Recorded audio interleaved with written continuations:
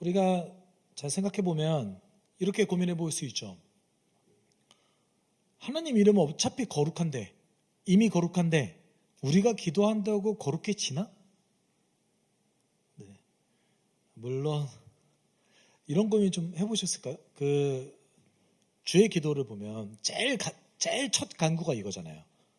그 이름을 거룩하게 하여 주시며. 근데 하나님의 이름이 이미 거룩하잖아요. 이미 거룩하고 하나님의 존재도 이미 거룩하신 분이십니다. 그런데 우리가 기도한다고 해서 하나님이 더 거룩해지시나요? 이것이 도대체 어떤 간구를 뜻하는지 우리는 좀 고민해 볼 필요성이 있다는 거예요. 또 한 가지는 보통 우리의 기도는 간구로 시작합니다. 나의 필요한 건 나의 사정을 아뢰고 필요한 것을 달라고 하는 것이 우리가 간구라고 생각하고 있습니다. 보통 그걸 간구라고 얘기하잖아요. 저는 어릴 때 제가 기도를 배웠던 기억이 별로 없긴 한데 기도의 형식을 그래도 주일학교 때 배웠던 경험이 있습니다. 그래서 5가지 형식을 갖고 있죠. 어떻게 기도라고 하죠? 하나님 아버지. 네, 그 다음에 제일 처음에 뭐 하라고 해요? 네. 하나님 아버지 감사합니다. 그 다음에요. 회개합니다. 그 다음에요. 간구합니다. 마지막으로는요. 예수님의 이름으로 기도드립니다. 이러면 기도한 거예요. 이거 배웠던 기억이 있습니다. 주의 기도는 외우라고 강요를 받았죠. 네. 그래서 주기도문을 외워야 마치 주일학교의 통과 의례 같은 느낌이었어요. 2가지 외워야 되잖아요. 주기도문, 그 다음에 사도신경을 외우고 그랬던 기억들이 있습니다. 여러분 잘 생각해 보시면 그래서 간구라는 표현을 쓸 때 간구가 뭐냐 하면은 원하는 거를 하나님께 달라고 하는 게 간구라고 배웠어요, 저는.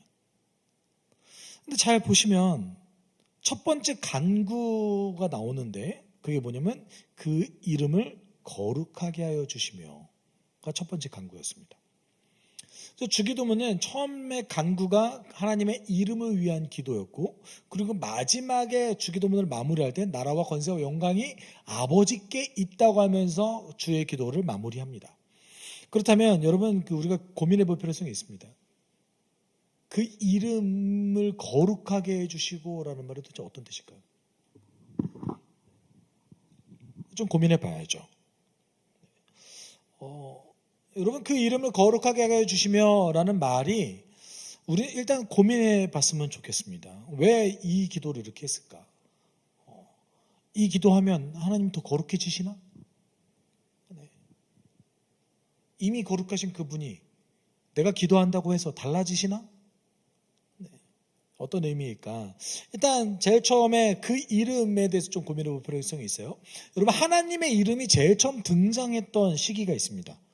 하나님의 이름이 제일 처음 등장했던 시기가 있는데 모세가 부름받았을 때 하나님의 이름을 하나님께서 제일 처음 알려주세요. 그래서 모세가 부름받았을 때 모세가 하나님께 이렇게 말합니다. 모세가 하나님께 아뢰었다. 제가 이스라엘 자손에게 가서 너희 조상의 하나님께서 나를 너희에게 보내셨다 하고 말하면 그들이 저에게 그 이름이 무엇이냐 하고 물을 터인데 제가 그들에게 무엇이라고 대답해야 합니까?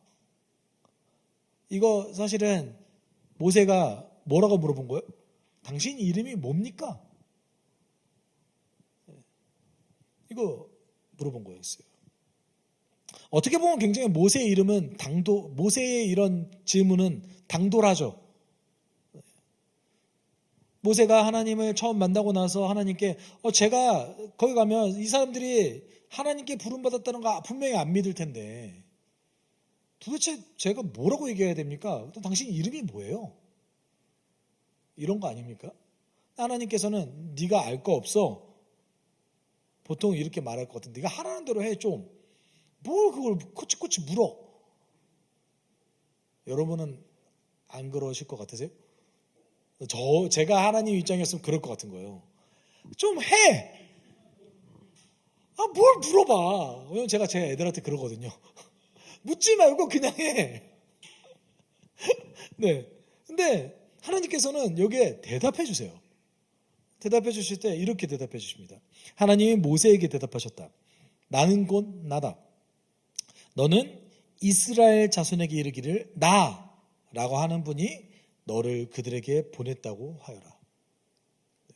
여기에서 이제 이 구절에서 야훼라는 이름이 이제 등장하는데, 어찌되었건 히브리어로 보면은 그 개역개정에서는 나는 스스로 있는 자다라고 표현했고, 영어로는 I am who I am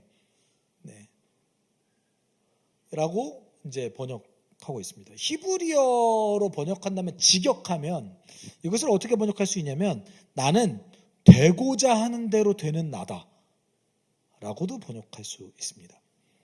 이제 이 하나님이 자기 스스로를 표현하는 그 방식을 통해서 우리는 알 수 있는 것은 무엇이냐면, 하나님이 스스로를 외부의 조건에 기대지 않는 어떤 스스로 존재하는 존재로, 처음부터 있었던 존재로 본인을 밝히고 계신다는 거예요. 그리고 두 번째는 본인의 이름을 밝히시면서, 여러분, 우리가 신에 대해서 세상에 떠돌아다니는 수많은 신론들이 있습니다. 신에 대해서 이야기하는 어떤 다양한 이론들이 있는데, 근데 우리 신을 어떤 고유한 개념 또는 에너지로 해석하는 경향성도 있어요. 혹시 동양 종교가 보통 이렇습니다. 동양 종교에 특히 도가의 도덕경에 보면, 도를 도라고 하면 도가 아니고 이름을 이름이라고 하면 이름이 아니다라는 말이 있어요. 굉장히 도가의 핵심적인 구절입니다. 그러니까 어떤 한 본질에 대해서 이름을 붙이는 순간 그 사람의 선입견이 개입되기 때문에, 이름을 붙이면은 명확하게 그 이름을 그 존재를 우리가 규명할 수 없다라는 말이에요, 사실은. 동양 철학을 보면. 근데 하나님께서는 본인의 이름을 말씀하셨어요. 그러면서 어떤 존재라는 것을 말씀하셨냐면, 나는 성품을 가진 인격적인 존재라는 것을 알려주신 거예요. 나는 개념이 아니다. 나는 에너지가 아니다. 나는 스스로 존재하고 동시에 나는 어떤 한 특정한 성품을 가지고 있는 존재다라는 것을 알려주신 거죠. 여러분, 하나님께서는 고유한 특성을 가지고 계십니다. 근데 그 고유한 특성이 뭐와는 다르다는 거예요? 피조물이 아니다라는 것을 본인의 이름을 밝히시면서 처음에 말씀하신 거죠. 여러분, 하나님의 이름을 안다라는 것은 그런 의미에서 하나님의 성품과 하나님이 어떤 일을 행하시는지를 깨닫고 누린다는 뜻입니다. 그래서 하나님의 이름을 안다, 하나님을 안다, 두 가지를 알아야 돼요. 하나님이 어떤 분이신지, 성품, 그리고 하나님은 그 성품의 기초에서 어떤 일을 하시는지, 이걸 알아가는 거예요. 여러분, 시편 9편 1절에 10절에 이런 표현이 있습니다. 우리 같이 읽어볼까요? 주님을 찾는 사람을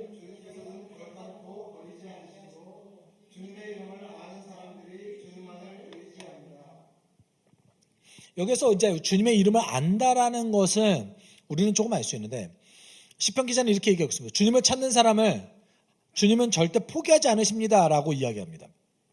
그러면서 주님의 이름을 아는 자, 제가 아까도 말씀드렸죠. 주님의 이름을 아는 자는 두 가지를 안다고 그랬어요. 주님의 성품, 하나님의 성품, 그리고 하나님의 어떤 일을 하시는지를 안다고 했습니다. 그걸 알면 어떻게 하게 된대요? 하나님을 의지하게 된대요.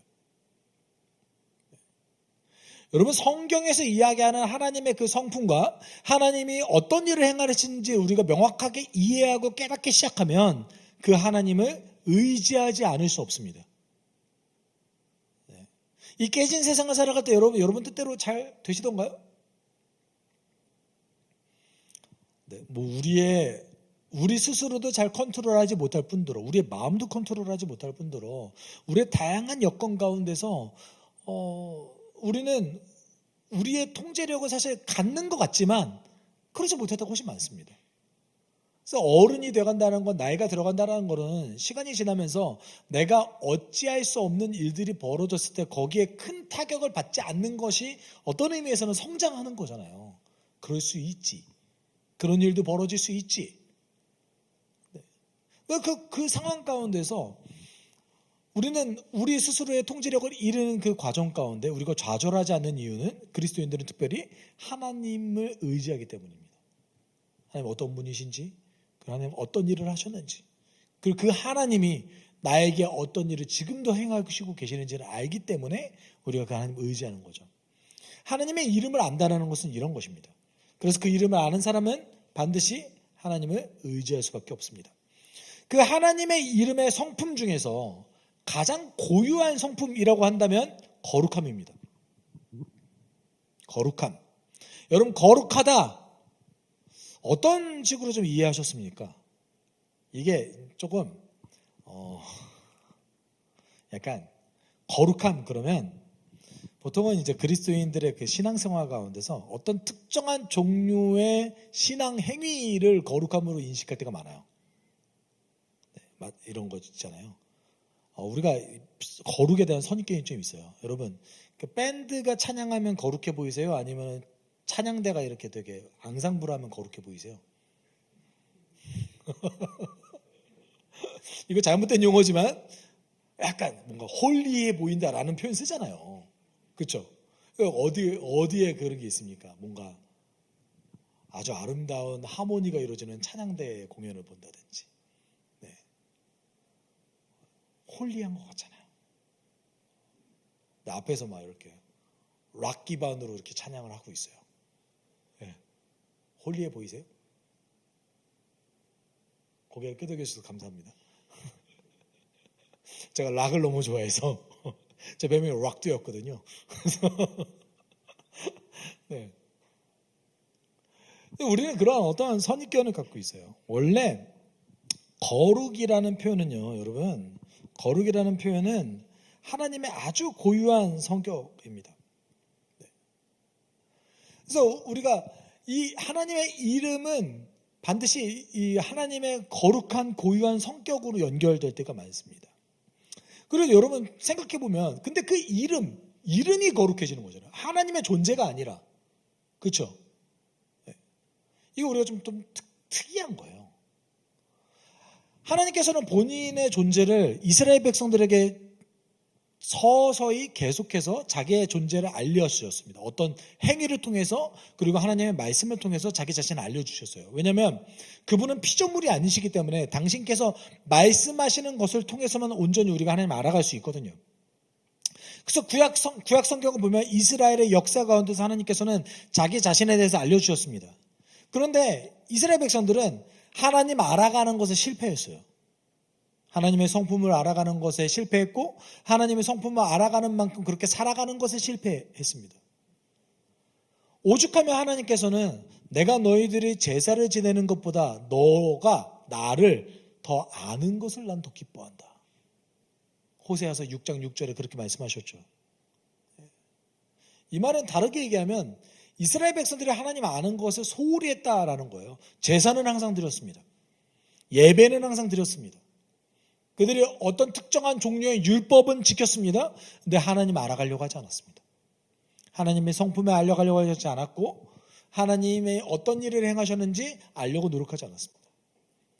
근데 이것을 가장 선명하게 잘 드러내 보이신 분이 누구실까요? 예수님이죠. 예수님은 하나님이시죠. 그 하나님이 인간에게 직접 오셔서, 인간이 되셔서 하나님의 성품에 대해서, 그리고 하나님은 어떤 일을 행하시는지에 대해서 직접적으로 알려주시기 시작했습니다. 그래서 요한복음 17장 6절에 보면 이런 말씀을 예수께서 하셨어요. 나는 아버지께서 세상에 택하셔서 내게 주신 사람들에게 아버지의 이름을 드러냈습니다. 그들은 본래 아버지의 사람들인데 아버지께서 그들을 나에게 주셨습니다. 그들은 아버지의 말씀을 지켰습니다. 예수께서 아버지의 이름을 드러내셨대요. 아버지의 성품을 드러내셨대요. 아버지가 어떤 일을 행하셨는지를 드러내셨대요. 그리고 17장 26절에 보면 이렇게 표현합니다. 나는 이미 그들에게 아버지의 이름을 알렸대요. 이거 과거형이죠. 그리고 앞으로도 알리겠습니다 라고 말씀하셨어요. 그것은 아버지께서 나를 사랑하신 그 사랑이 그들 안에 있게 하고 나도 그들 안에 있게 하려는 것입니다 라고 얘기합니다. 그러니까 아버지를 과거에 드러냈고 앞으로 알릴 거래요. 어떤 뜻일까요? 후에 예수께서 어떤 일을 하시죠? 십자가와 부활과 그리고 성령이 이 땅 가운데 오심을 통해서 아버지를 더 알게 된다는 거예요. 하나님의 이름을.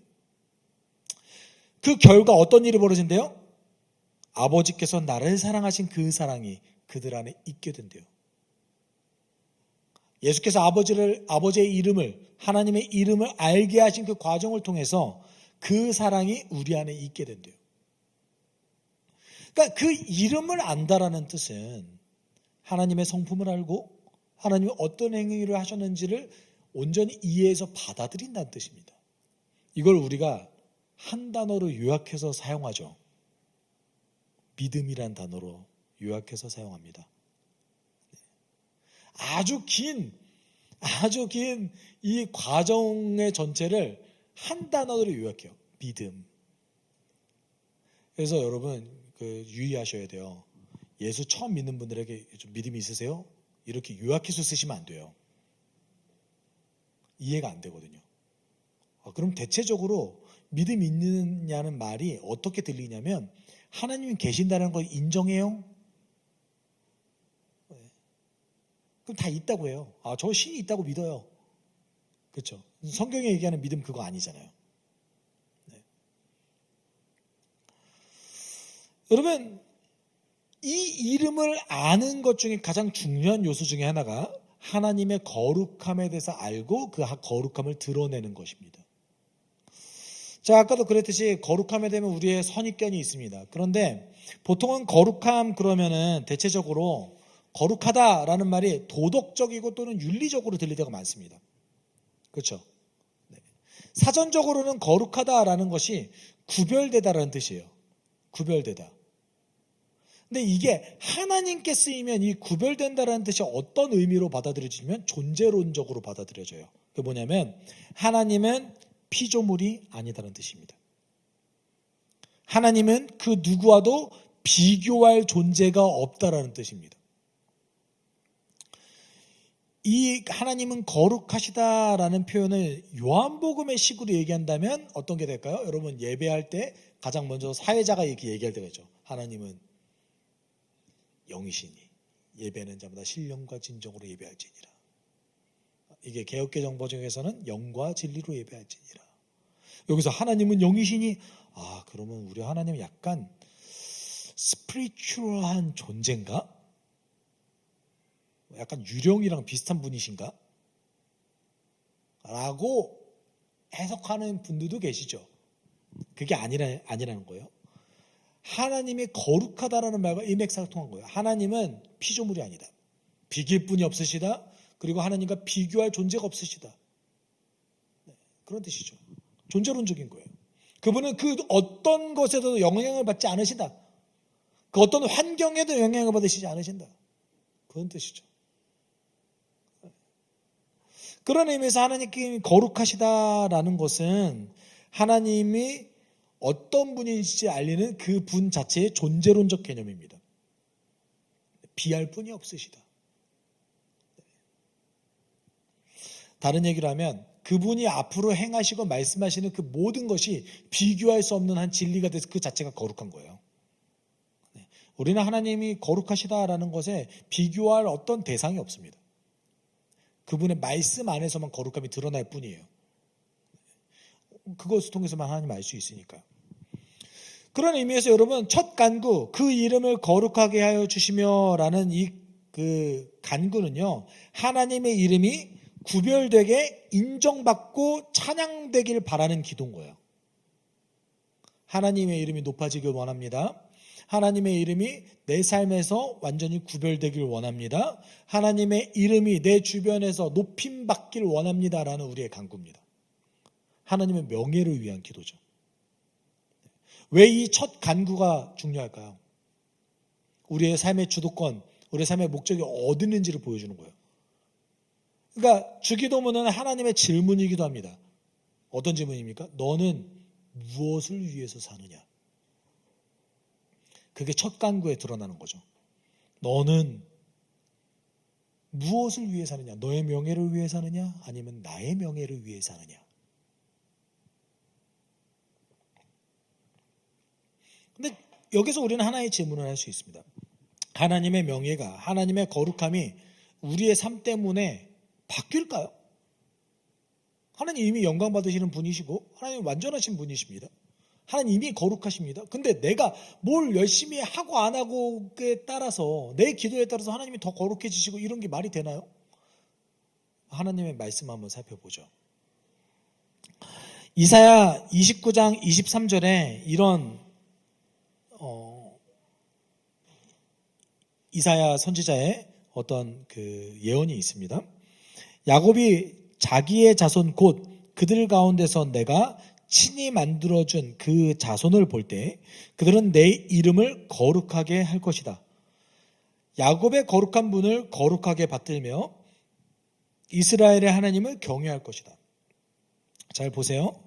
야곱의 자손이 그 이름을 거룩하게 한대요. 언제요? 하나님의 이름을 경외할 때 하나님께서 그것을 내 이름을 거룩하게 하고 있다라고 받아들이시겠대요. 누가요? 야곱의 자손들이.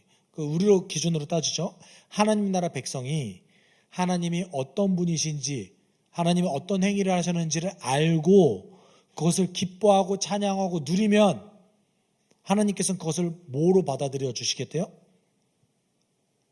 거룩하게 행하고 있다라고 받아들여 주시겠대요.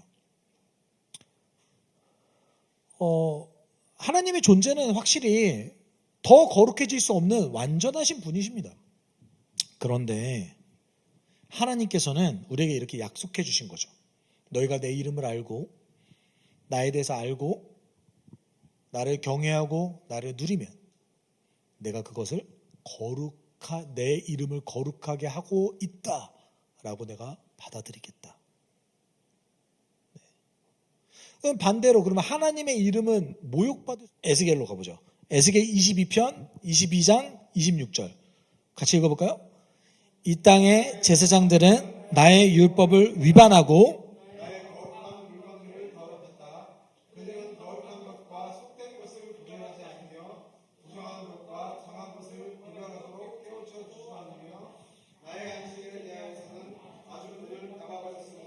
나는 그들 가운데서 모독을 당하였다.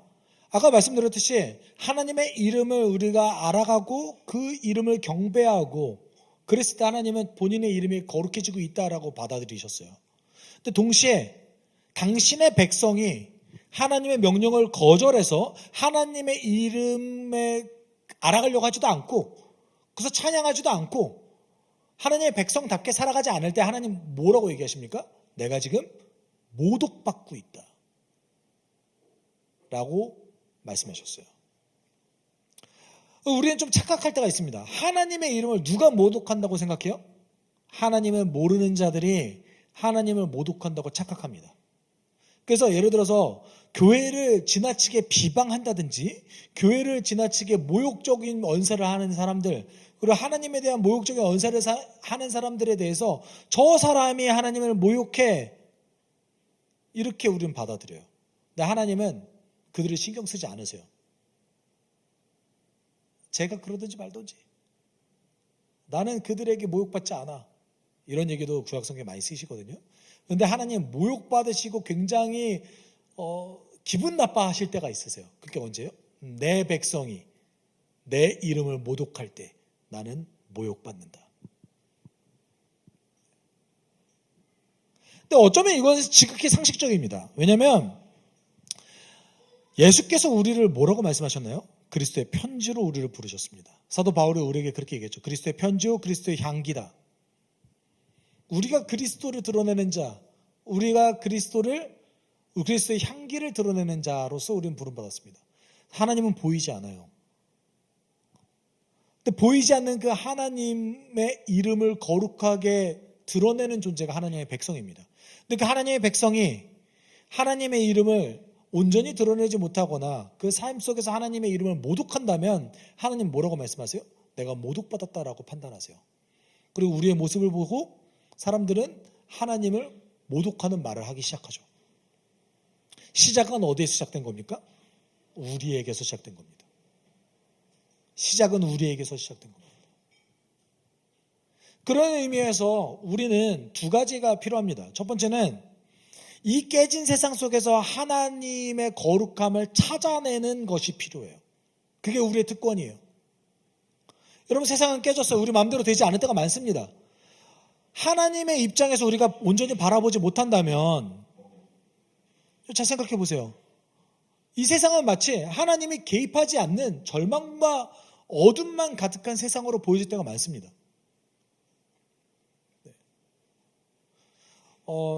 하나님의 존재에 대해서 거부하시는 분들 중에 그런 분들 많잖아요. 세상에 이렇게 불행한 일들이 많고, 세상에 이렇게 재앙이 많고, 이렇기 때문에 하나님이 없다고 얘기하는 사람이 많습니다. 둘 중에 하나라고 이제 표현하는 거죠.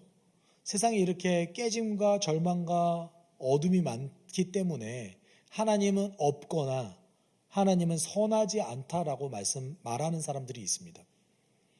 일견 그것은 좀 논리적으로 보일 때도 있습니다. 선한 하나님이 있다면, 선한 신이 있다면 세상이 어떻게 이렇게 될 수 있지? 여러분, 그거에 대한 대답이 어디 있습니까? 어디 있어요? 제가 그런 분들에게 말씀드리고 싶어요. 성경 안 읽어서 그래요. 성경에 그에 대한 대답이 있습니까? 없습니까? 있어요. 대답이 있어요. 그렇죠? 대답이 있어요. 둘 중에 하나일 뿐입니다. 어찌되었건 성경은 그 질문에 대답하고 있어요. 하나님이 왜 전능한 신인지, 하나님이 왜 선한지, 이 깨진 세상에서 하나님이 어떤 일을 하시는지 대답하고 있어요. 다만 그걸 받아들이거나 받아들이지 않거나 둘 중에 하나만 있을 뿐입니다. 우린 대답을 하고 있습니다. 그 대답을 받아들이거나 받아들이지 않거나 그 둘 중에 하나죠. 이걸 다시 한번 말할게요. 이걸 우리 뭐라고 그러죠? 믿음이라고 그래요. 이걸 믿음이라고 그래요. 그래서 여러분, 복음 전할 때에 그 선명성을 잘 드러내는 것, 복음의 선명한 것을 잘 드러냈을 때 그거에 대한 대답이, 어떤 질문에 대한 대답이 받아들이지 않을 수 있어요. 아직 믿음이 없는 거죠. 그래서 우리가 깨진 세상 속에서 하나님을 발견할 수 있어야 돼요. 하나님의 이름, 하나님의 아름다운, 여러분 찬양 중에 시편 8편을 토대로 만들어진 찬양 있잖아요. 여호와 우리 주여, 주의 이름이 온 땅에 어찌 그리 아름다운지요, 어찌 그리 아름다운지요. 시편 기자는 이 세상에 만들어진 창조물로 보면서 하나님의 이름을 찬양했습니다. 만물 가득한 곳에 곳곳에 있는 수많은 하나님의 놀라운 그 일하심을 발견했습니다. 그렇기 때문에 가끔은 너무 바쁘고 지치고 힘들 때 뭘 보셔야 돼요? 자연을 좀 보세요. 이거 성경적이에요. 정말 성경적이에요. 공원을 나가보세요. 그곳에 활짝 펴있는 꽃을 보세요.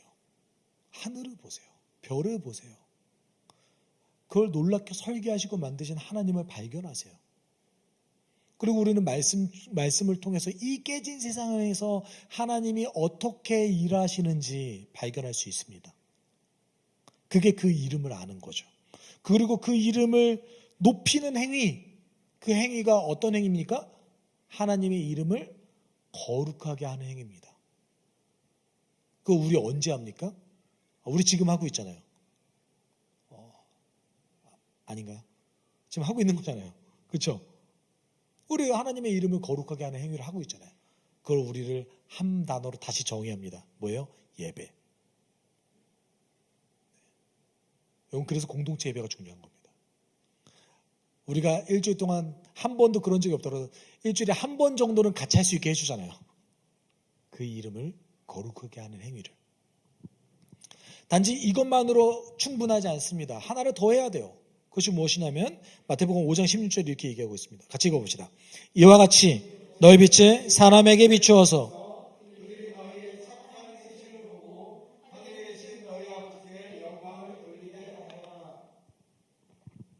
그 이름을 알아가고 그 이름을 우리가 경배하고 하나님이 어떤 행위를 하셨는지 누린다면 삶에 적용해야 됩니다. 사실 그 이름이 거룩하게 하여 주시고라는 이 기도는 당신의 이름이 내 삶 속에서 나의 삶의 영역에서 거룩해졌으면 좋겠습니다라는 우리의 삶의 고백이죠. 내 행실을 보고 그리스도의 편지인 그리스도의 향기인 내 행실을 보고 사람들이 하나님께 영광을 돌렸으면 좋겠습니다. 이것도 역시 필요한 거죠. 문제는 우리가 그렇게 살지 못했을 때 하나님 어떻게 우리에게 하실까요?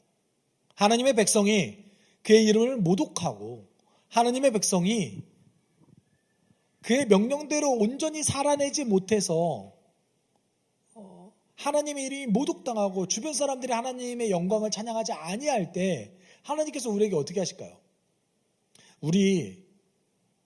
여러분 그런 얘기 막 마음에 찔림이 없으셨어요? 예배 한번 빠졌는데 갑자기 안 좋은 일이 생겼어요. 그럼 마음속으로 괜히 내가 잘못 살아서 이런 일이 벌어지나 보다 라고 생각해 보신 분? 네, 저 자주 생각합니다. 이렇게 살다가 내가 벌 받지. 성경에서는 하나님께서 우리에게 어떻게 말씀하시냐면 침묵하십니다. 처음엔 경고하세요. 난 너가 그렇게 살지 않았으면 좋겠다라고 경고하십니다. 성령을 통해서 그리고 말씀을 통해서 여러분의 지인들을 통해서 하나님께서는 여러분에게 경고하십니다. 하나님의 경고하심이 있을 때 우리는 그것을 깨닫고 돌이키면 돼요. 우리는 그걸 회개라고 얘기하죠. 회개 날마다 해도 됩니다. 완전하게 살 수 없으니까 우리가 완벽하게 살 수 없으니까. 그래서 하나님께서 우리에게 공동체를 주시기도 했죠. 그래서 여러분 숲교회 하실 때에 누군가의 삶을 보면서 내가 반성도 하고 배워가면서 하나님께서 우리에게 경고하시기도 하고 성령께서 우리를 이끌어 가시기도 합니다. 그렇죠? 들어보신 분? 듣잖아요. 매주마다 그걸 여러분 누리시잖아요. 이게 얼마나 큰 기쁨입니까? 근데 그 말을 안 들었을 때 하나님께서 어떻게 하실까요?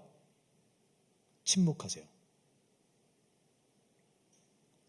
여러분 그 사무엘서에 보면 그 엘리 제사장이 있습니다. 엘리 제사장이 하나님의 음성을 잘 들었던 사람이었습니다. 그래서 사무엘에 관련된 하나님의 음성도 엘리 제사장이 들었습니다. 그런데 엘리 제사장의 두 아들 홈리와 비느하스라는 아들이 제사를 드릴 때에 하나님의 이름을 모독하기 시작했습니다. 그리고 하나님이 없는 것처럼 예배를 드리기 시작했습니다. 그때 엘리 제사장에게 하나님께서는 사람을 보내서 경고하시기도 하고 직접 말씀하셔서 경고하시기도 하셨습니다. 근데 엘리 제사장이 그 말을 안 들었어요. 그랬더니 사무엘상 3장 1절에 이런 구절이 등장합니다. 어린 사무엘이 엘리 곁에서 주님을 섬기고 있을 때이다. 그때에는 주님께서 말씀을 주시는 일이 드물었고 환상도 자주 나타나지 않았다. 그 경고를 무시했을 때 하나님께서는 우리 삶에 침묵하십니다. 우리가 하나님의 이름을 모독할 때, 우리가 하나님의 뜻대로 온전히 살아내지 못할 때 하나님 우리에게 경고하시는데 우리가 그 경고를 무시한다면 하나님께서 우리에게 침묵하세요. 더 이상 예배드리는 게 기쁘지 않습니다. 더 이상 하나님께서 어떤 깨달음을 주시지도 않습니다. 예배드리는 것이 그냥 그래요. 하나님 뜻대로 사는 것에 대한 기쁨이 없어요. 누림이 없어요. 여러분 여태까지 신앙생활 하시면서 이런 경험 해보신 적 있으시잖아요. 저만 해본 것 같아요. 물론 다양한 요소를 통해서 우리는 이런 침체를 경험하기도 합니다. 사실 병든 공동체 안에 있을 때에 온전히 건강해지는 건 쉽지 않은 얘기이기도 해요. 그렇죠? 그건 맞아요. 그렇지만 우리가 먼저 생각해야 될 거 있잖아요. 현대 그리스도인들이 사실은 영적 침체를 겪었을 때 가장 먼저 탓을 좀 많이 하거든요. 예배가 별로여서 그래. 우리 담임 목사님 설교가 별로여서 그래. 그게 맞아요. 맞는데 여러분이 설교자를 바꿀 수는 없잖아요. 네. 물론 뭐 요새 유튜브에서는 다른 대안이 있긴 하다만 제일 먼저 변화시켜야 될 건 나잖아요. 근데 현대 그리스도인들이 영적 서비스 받는 것이 너무 익숙하니까 우리의 교회의 영적 서비스가 좀 질적으로 별로 안 좋아서 그래 라는 탓을 먼저 한다고요. 근데 성경적으로는 제일 먼저 해야 될 것은 무엇입니까? 내가 왜 기쁨을 누리지 못하는가? 내가 왜 침체 가운데 있는가? 먼저 점검해 봐야죠. 나의 삶이 하나님의 이름을 모독하고 있지는 않는가? 그래서 여러분, 주의 이름이 내 삶 가운데서 거룩해지기를 원합니다 라는 말은 두 가지 측면에서 여러분이 꼭 기도하셔야 됩니다. 첫 번째는 그분을 발견하고 즐거워하며 고백하는 데서 출발합니다. 밤낮 그 이름을 알기 위해서 노력하십시오. 그분을 발견하십시오. 저는 20살 때부터 신학과에 들어가서 신학 공부를 해오고 있습니다. 매년 예수가 십자가에서 돌아가셨다는 그 사건이 저에게 매년 새롭습니다. 왜요? 그 안에 정말 우리가 평생 얻어도 발견하지 못하는 진리가 숨어져 있기 때문에 그렇습니다. 네. 그분을 발견하고 즐거워하고 고백하는 데에 소홀히 하지 마십시오. 여러분, 그래서 경건이 중요한 겁니다. 그래서 내 삶에 기도하는 것, 말씀 읽는 것, 심지어는 내가 산책을 하면서도 하나님을 발견하는 것, 이 태도가 굉장히 중요한 것이죠. 네. 두 번째는 이렇게 발견한 하나님을 생활에서 말과 행동으로 드러내기 위해 기도하셔야 됩니다. 여러분, 이렇게 발견한 하나님을 어떻게 드러내야 되겠습니까? 하나님은 우리에게 해주신 명령이 있습니다. 여러분, 그것을 위해서 우리 제자 훈련합니다. 그것을 위해서 우리가 풍삼 기도합니다. 그것을 계속해서 내 삶 가운데 드러내기 위해서 기도해야 됩니다. 여러분, 우리 삶의 모든 영역에서 자신의 일터와 다양한 관계와 먹고 자는 가정에서 하나님의 하나님 되심을 드러낼 수 있게 우리가 기도해야 되는 거죠. 하나님, 제가 하는 일을 통해 하나님이 좀 더 드러났으면 좋겠습니다. 하나님, 제가 다른 사람을 섬길 때 하나님의 하나님이 되심이 드러났으면 좋겠습니다 라는 기도가 필요한 것이죠. 하나님께서 우리에게 완벽을 요구하지 않습니다. 다만 우리에게 태도를 요구하십니다. 너는 그렇게 살려고 노력하느냐? 제가 아까도 말씀드렸죠. 하나님의 주기도의 제일 첫 번째 이 간구는 우리에 대한 하나님의 질문이라는 거죠. 너는 무엇을 위해서 사느냐? 내 이름의 명예를 위해서 사느냐? 아니면 너의 명예를 위해서 사느냐? 여러분, 때로는 예수 이름으로 사는 거, 그리스도인으로 사는 거 좀 억울하지 않으세요? 화내고 싶으시죠? 왜 이상한 눈으로 쳐다보시죠? 너만 그런 것 같아. 화가 막 나지 않으세요? 화 냈으면 좋겠고, 분풀이도 좀 하고 싶고, 나 그렇게 못되게 하는 사람들 나도 좀 못되게 하고 싶고, 억울할 때 있잖아요.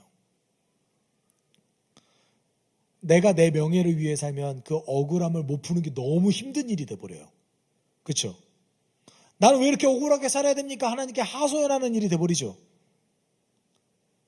주의 거룩함을 위해 살아간다면, 예수의 명예를 위해 살아간다면,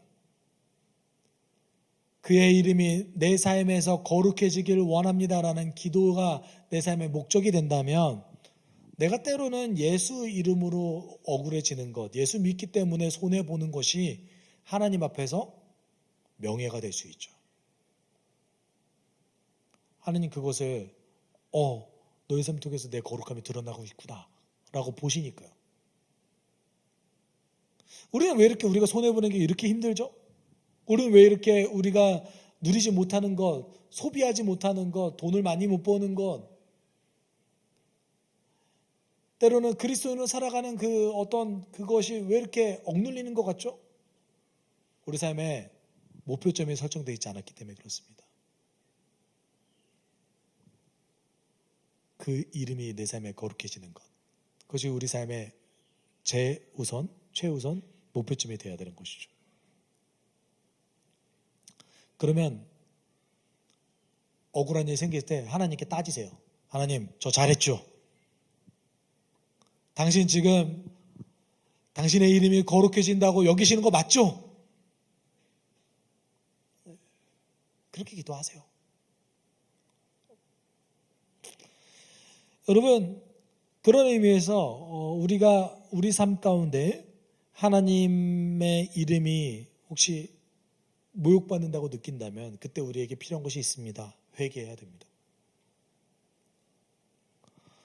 그 회개할 때는 드러난 실체, 다른 사람들에게 드러난 영향력 그 실체만 놓고 보는 것이 아니라 우리의 골방에 있을 때, 나 스스로 있을 때의 나 자신에 대해서도 하나님 앞에 나아가 회개해야 됩니다.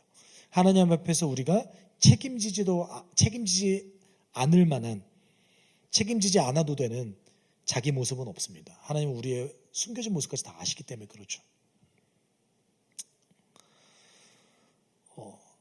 그때 하나님께서 우리에게 어떤 것을 주시냐면 다시 그 이름의 명예를 위해서 살아갈 수 있는 힘과 능력을 주시는 거예요. 네. 저는 그렇게 믿습니다. 우리가 눈물로 회개하고 이 기도를 드릴 때 우리의 초점이 실패에 맞춰져 있는 것이 아니라 하나님의 거룩하심이 드러내지 못했다는 그 자체에 맞춰져 있어야 됩니다. 네. 탓하는 것에 맞춰져 있는 것이 아니라 하나님, 내 삶에 당신의 거룩함이 더 드러나길 원합니다. 이렇게 돼야 된다는 것이죠. 여러분 어떻습니까? 하나님의 이름의 어떤 거룩함을 삶 가운데 발견하고 계십니까? 그리고 그 삶이 나에게 적용되어져서 내 삶의 영역에서 그 거룩한 이름이 드러내길 원하십니까? 우리에게는 두 개가 필요합니다.